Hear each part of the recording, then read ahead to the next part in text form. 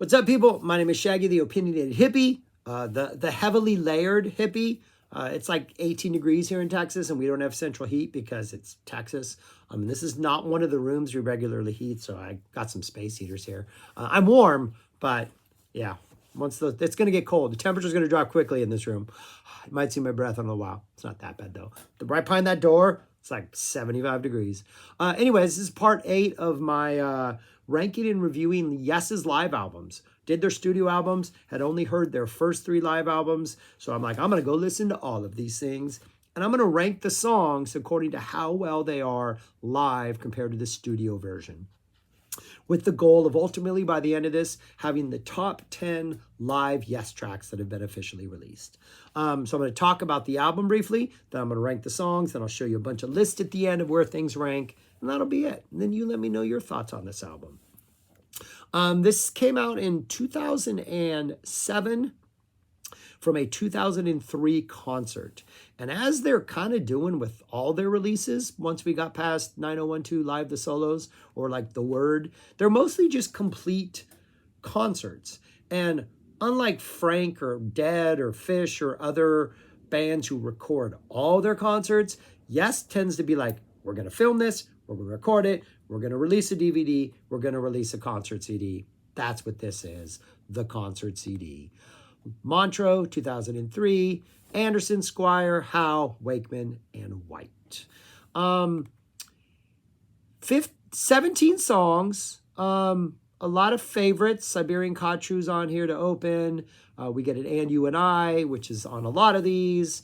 We get a Clap again. We get a Rick Wakeman solo medley, which is a bunch of stuff from the Six Wives, plus a jig thrown in there just for fun. We get a Heart of the Sunrise. We get another long distance run around the Fish, which is the Fish, one of the highlights. Another Awaken. They're really, really like playing Awaken and releasing versions of Awaken. We get another I've Seen All Good People. We get another Roundabout. So we get a lot of stuff we've already had released. As far as stuff I don't think we've had released yet. We also, almost with each one of these releases, we get the tour of whatever album it is. And so there's a handful of songs from that album. So from Magnification, this is the Magnification tour. We get Magnification, we get In the Presence Of, and I think that's it from this album. We also get an awesome version of To Be Over, a solo acoustic Steve Howe version of To Be Over. We get Anderson's solo track Show Me, and everything else has been released. So yeah, it's an okay show. It's got some good performances, but I will rank all of them, all 8 of them, when I'm done talking about them. So let's get to the songs. Let's get to the songs, people. 17 of them. My least favorite, Roundabout. I love the song, but live, once they hit like the 90s, once they hit that middle proggy section, Anderson goes 1, 2, 3, 4, and they go right into the solo section. You get that middle proggy section. Gone. Breaks my heart. Hold on. Someone was at our door. So let's continue. Roundabout will always be at the end of the list as long as they skip that prog jam. 16, Show Me. Just John Anderson singing that sort of solo acoustic. Pretty straightforward. Light acoustic ballad. It's missing the piano action from the studio. I think this track was released like on a 35th anniversary box set or something like that. But yeah, I think the studio version has a little more going for it. Nice piano work. That's not in this live version. 15, Rick Wakeman solo. I'm just not a fan of his Henry VIII, the Six Wives of Henry VIII. There's 3 sort of, it's a medley of stuff with a jig thrown in the middle. It just doesn't do it for me.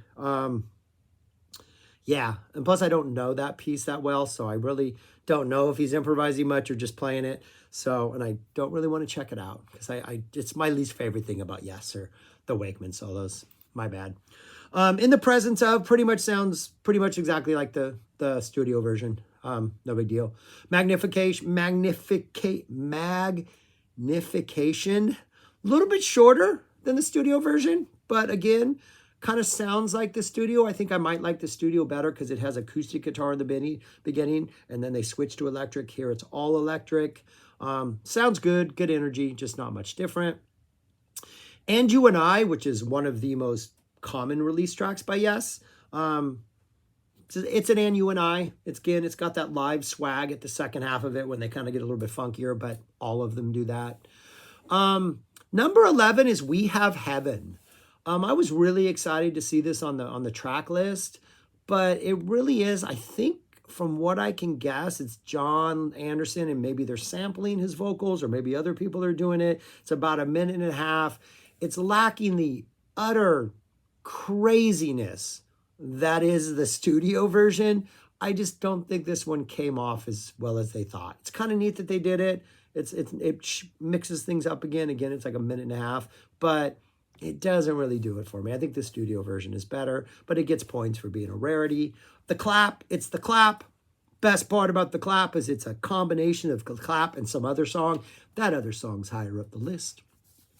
Number 9, Long Distance Runaround. Love this song, love this track. It always sounds good live, but again, they're not doing much with it than your typical long distance runaround. And the outro into Fish is kept pretty short in this instance. 8, Heart of the Sunrise.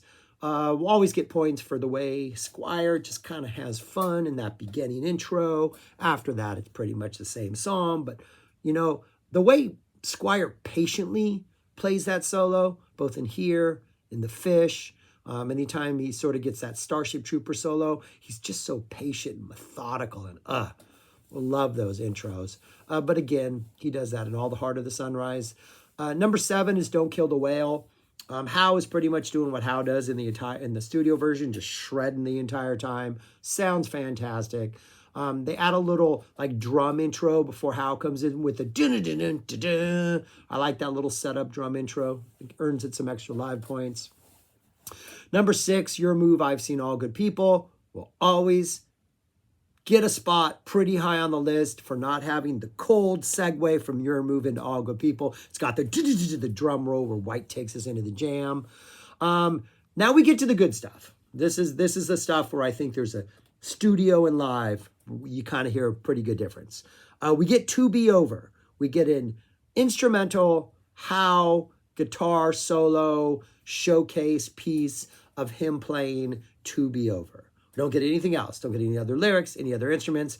It's Howe's solo acoustic piece, and then he goes into the clap. Absolutely fantastic. Awesome, awesome idea. It's what, about a third of the length, 4 minutes and 20 seconds, about half the length of the full track, but it sounds fantastic. It's absolutely awesome.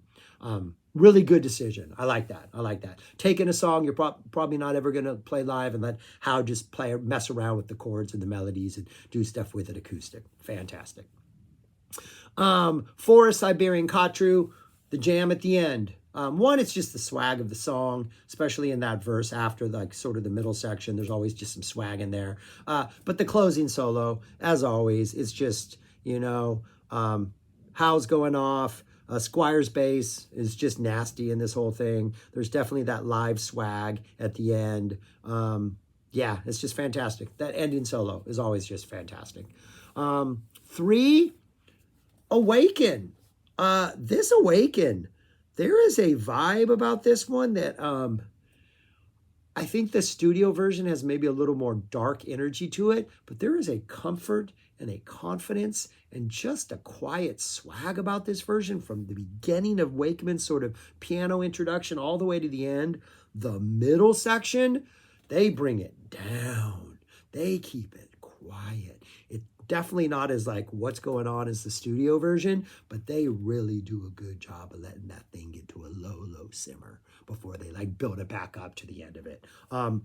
They did that on the last one I reviewed. Maybe that was one from, I think that was like a 78 one from the Word box set. There had been a couple others that were more recent in which they were like a lot louder and a lot more percussion, and that middle section was a little more like way too much going on. This one, man, they just let it get low and quiet, and then Wakeman just gorgeously builds that up, and it's patient. I think this is the best Awaken I've heard so far.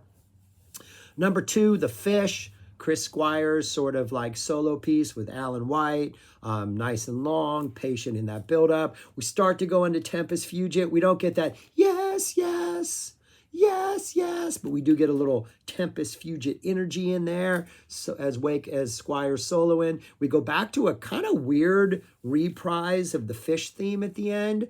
It's kind of interesting. But yeah, really good the fish.